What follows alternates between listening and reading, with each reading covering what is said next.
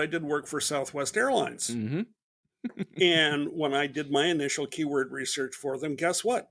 Cheap flights, cheap Yes. fares, cheap airline, et cetera, et cetera, et cetera. And when I submitted my first draft of it was actually a press release talking about their cheap airfares, I almost got fired because you don't understand, we're not cheap. Like, And fortunately, I was standing next to Linda Rutherford, who was then the director of public relations. She's now, by the way, the chief communications officer. So she's now an executive vice president. So thank you very much, Linda. mhm.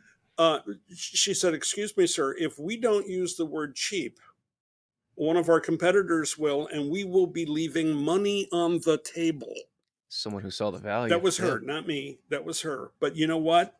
That translated immediately. How much money are we leaving on the table?